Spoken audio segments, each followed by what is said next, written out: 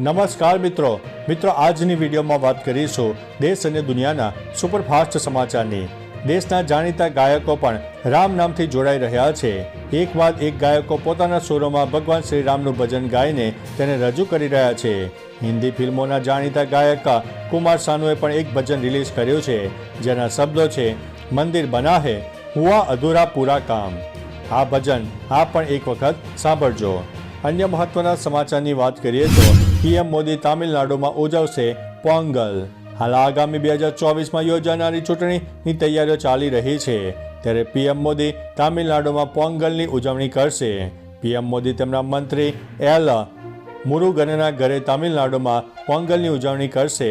14મી જાન્યુઆરીએ સવારે 10 વાગ્યે મુરુગનના સરકારી નિવાસસ્થાન એક કામરાજ લેન ખાતે પીએમ પોંગલ તહેવારની ઉજવણી કરશે। અન્ય મહત્વના સમાચારની વાત કરીએ તો લાઈવ ટીવી શોમાં પ્રોફેસરનું મોત નીપજ્યું છે।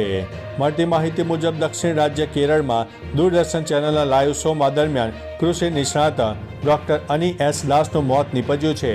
પ્રોફેસર ખુરશીમાં બેઠા હતા ત્યારે તેઓ અચાનક ઢળી પડ્યા હતા। આ બનાવ બાદ એન્કરે થોડીવાર માટે પ્રસારણ બંધ કરી દીધું હતું। તો ચાલો મિત્રો, ફરીથી દેશ અને દુનિયાના સુપરફાસ્ટ સમાચાર લઈને મળતા રહીશો। ત્યાં સુધી અમને રજા આપશો। નમસ્તે।